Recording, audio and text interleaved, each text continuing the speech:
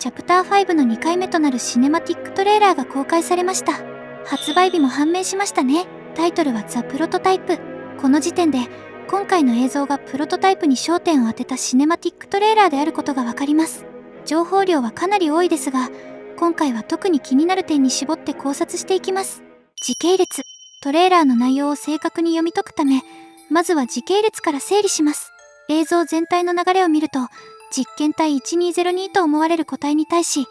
プロトタイプが手術の準備を進めているという構図が一貫して描かれています。トレーラーの説明文には次のような記述があります。プレイタイム社の研究所、その人気のない奥深くで、プロトタイプは自らの未完成の仕事を徘徊している。かつてはおもちゃだった、引き裂かれ、命を失った残骸たち、壊れた者たち、ここで使われている命を持ったおもちゃという表現から対象となっている存在が巨大化計画によって生み出された実験体1202であることが裏付けられます。また、すでに絶命したと思われる1202に対してなお手術を行おうとしている点から、この手術がプロトタイプにとって未だ完了していない仕事であることも読み取れます。これまで公開された映像を時系列で追うと、1202はポピーをダクト内で追い詰めた後、ユールログの暖炉で温まり、物音に気づいて部屋を離れ、ラボへと移動します。そこで吊るされていたホッピーの頭部を盗み食いし、逃走中に罠にかかって重体となり、最終的にプロトタイプによって回収されました。この一連の流れから、現在描かれている場面が、これまでで最も新しい時間軸のラボ内での出来事であることがわかります。施設内見学。冒頭では、イメージカットと同じような個人向けのエリアが映されます。続いて映るのは研究所の廊下です。病院のような清潔さとは異なり、どこか閉鎖的で冷たい印象を受けます。新アイテムであるイエローハンドも確認できました。その後、手術室の描写へと移ります。アシスタントロボやマシンアームが設置された部屋、ポピーの頭部が並ぶ部屋、釣り具のある部屋が確認できますが、これらが全て同一の空間かどうかはわかりません。釣り具のある部屋には、高齢ともいえるハギーの手が吊るされており、その下には実験体1202が2体横たわっています。さらに、ポピージェルの血管のようなものが浮き出ている様子も確認できます。これらの描写から、ラボ内では現在もポピージェルを用いた実験が続けられていることが示唆されます。そして、その手術を執刀しているのがプロトタイプです。メスには一瞬だけ、顔の輪郭のようなものが映り込んでいました。実験体1202。先ほども触れましたが、重体で回収された実験体1202は、現在もわずかに動いている様子が確認できます。この個体は、もともとはおもちゃであり、正規品としてはぬいぐるみのような外見だったことが示唆されます。長年にわたって損傷を受けてきたのか、表面の毛は大きく剥げ、下地が露出しているようにも見えます。この構造はハギーにも見られました。この点から、実験体のベースには、比較的簡易的な素材が使われている可能性が考えられます。さらに重要なのは、同様の個体が複数確認できる点です。この時点で、1202が単一の個体であるという説は成立しません。映像を整理すると、部屋に2体、サムネに映るピアノザウルスの手術台に1体、合計で3体の1202モデルのおもちゃが存在していることがわかります。このことから、1202はスマイリングクリッターズと同様、見た目が同一でも量産された実験体である可能性が高いと考えられます。ポピーの頭部。ここで一つの疑問が浮かび上がります。なぜプロトタイプは1202の手術を行おうとしているのでしょうか。現在進行形とも受け取れるこの手術について、過去の VHS ではプロトタイプ自身が時間がないと語っていました。そのため、緊急性を伴う状況の中で、今も仕事に徹していると考えられます。手術室が乱雑に見える点も、こうした切迫した状態を裏付けているように感じられます。もし新たな実験体を作ることが目的であれば、わざわざ損傷の激しいぬいぐるみを使うのではなく、新品のぬいぐるみや別の器となるおもちゃから始めるはずです。また、その場合には新たな被験体も必要になるでしょう。こうした点を踏まえると、今回の手術は、すでに孤児が入っている実験体に対して行われていると読み取れます。そのため、これは巨大化計画としての実験ではないと判断できます。一見すると救済のための手術にも思えますが、実際には命を救うことよりも、説明文にある通り、自分の未完成の仕事を完了させることを目的としている可能性が高く、歪んだ救済と呼ぶべき行為だと言えるでしょう。時間がないという言葉も、孤児の命の起源ではなく、自身の計画や工程の起源を示している可能性が高いと考えられます。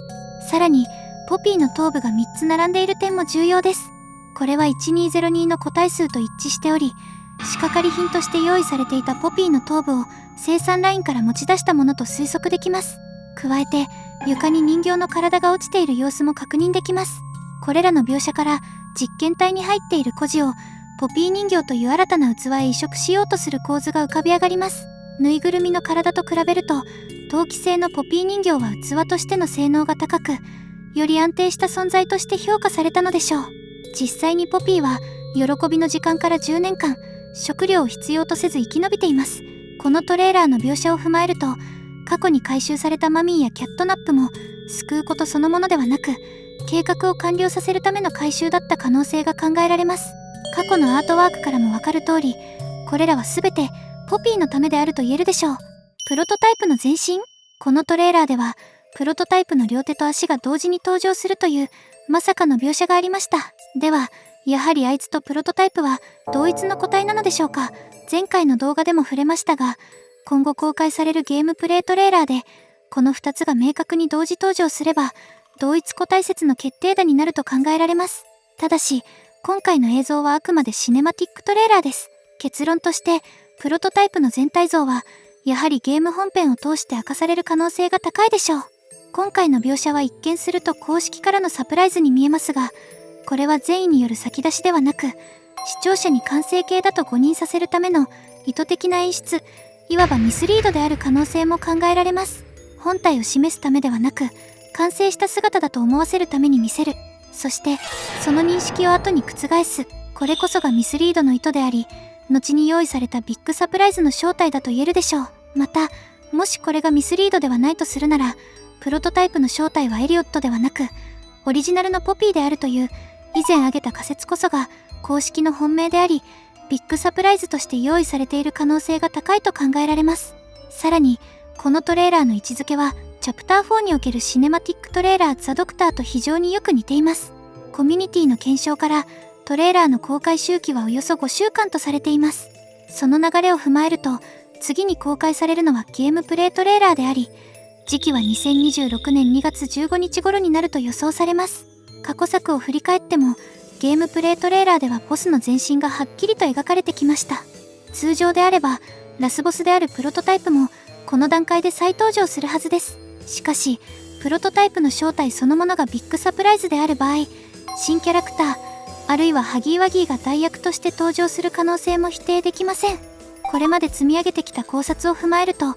このシネマティックトレーラーだけで、プロトタイプを同一個体だと断定するのは早計でしょう。実際、ソーヤー博士も、シネマティックトレーラーでは人型として描かれていましたが、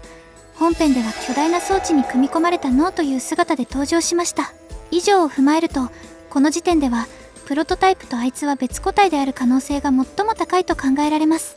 プロトタイプの顔。最後に、プロトタイプの顔について確認します。メスに一瞬映り込んだ輪郭から、最初に連想したのはペストマスクでした。また、プロトタイプ視点に切り替わる描写があることから、これはマスクのレンズ越しの色味である可能性も考えられます。偵察レポートには、プロトタイプには顔があり、それが忘れられないほど印象的である、という記述が残されています。このことからも、単なる装置や無機的な存在ではなく、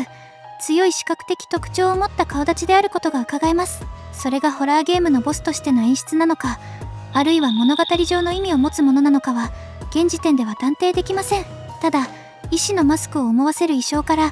手術を執刀する存在であることを象徴的に示している可能性は高いでしょう。発売日が近づくにつれて、こうした伏線も少しずつ回収されていくと考えられます。今後のゲームプレイトレーラーの公開が非常に気になりますね。今回取り上げなかった点については、また別動画で解説したいと思います。この動画が参考になったら、高評価で教えてください。